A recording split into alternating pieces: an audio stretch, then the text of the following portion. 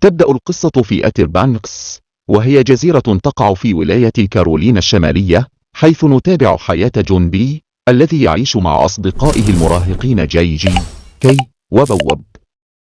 جون بي يبحث عن والده المفقود منذ 9 أشهر. خلال مغامرتهم يعثرون على قارب غارق يحتوي على أدلة تشير إلى وجود كنز كبير مرتبط بالسفينة الملكة أنز ريفنج التي غرقت قبل قرون. الأحداث تتصاعد عندما يبدأون بالبحث عن الكنز ويكتشفون أن هناك من يراقبهم. يواصل جون بي وأصدقاؤه البحث عن الكنز بينما يحاولون فك شفرة الأدلة التي وجدها في القارب الغارق. في هذه الأثناء تصاعد التوتر بين الواكوكس، وهم المجموعة الغنية على الجزيرة. جون بي يلتقي بسرة كاميرون، ابنة عائلة ثرية، وتبدأ علاقة بينهما رغم الفروقات الاجتماعية. يواجه جون بي وأصدقاؤه مشاكل مع الشرطة عندما يتم استدعاؤهم للاستجواب حول القارب الغارق.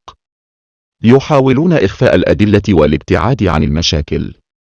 تتعمق علاقة جون بي بسرة بينما يحاول الجميع معرفة المزيد عن الكنز وكيفية الوصول إليه.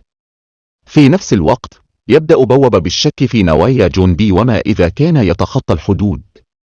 يجد الفريق أدلة جديدة تقودهم إلى موقع آخر على الجزيرة قد يحتوي على الكنز. يواجهون تحديات كبيرة بما في ذلك تجنب الوقوع في أيدي الشرطة. تتطور علاقة جون بي وسرة إلى شيء أعمق مما يزيد من تعقيد الأمور. جون بي وسرة يكتشفان جزءا من الكنز المخفي مما يقود إلى مزيد من الأسرار حول اختفاء والد جون بي. يجدون أنفسهم في مواجهة مباشرة مع عائلة سرة مما يزيد من حدة التوتر بين المجموعتين. تتواصل المغامرة ويبدأ التوتر يتصاعد بين أفراد الفريق. جون بي يتعلم المزيد عن والده وعن الكنز مما يدفعه للمضي قدما حتى وإن كان ذلك يعني المخاطرة بحياته وحياة أصدقائه. سرة تجد نفسها ممزقة بين عائلتها وجون بي. تتعمق المؤامرة ويتضح أن الكنز أكبر مما كان يعتقد. جون بي وأصدقاؤه يقتربون من كشف السر الكبير، ولكن ليس قبل أن يواجهوا مجموعة من الأعداء الذين يسعون خلف نفس الهدف.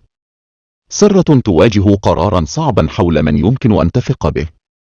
الأحداث تأخذ منعطفا حاسما حيث يجد الفريق نفسه في سباق مع الزمن للعثور على الكنز قبل الآخرين. جون بي يكتشف حقيقة صادمة عن والده وعن الأسباب الحقيقية لاختفائه. العلاقات بين الأصدقاء تتوتر وسط الضغوط. الفريق يقترب من هدفهم النهائي، لكن الثمن الشخصي يصبح واضحا. العواقب تتصاعد مع اقتراب المواجهة النهائية بين وأعدائهم. جون بي يجد نفسه مضطرا لاتخاذ قرارات صعبة قد تغير حياته وحياة أصدقائه إلى الأبد. في النهاية الكبرى للموسم تصل الصراعات إلى ذروتها. يتم الكشف عن مصير الكنز والعواقب المترتبة على ذلك. الحلقات تنتهي بقرار كبير من قبل جون بي، مع ترك الكثير من الأسئلة مفتوحة للموسم التالي. العلاقات الشخصية والمخاطر التي واجهوها تؤدي إلى تغييرات كبيرة في حياتهم.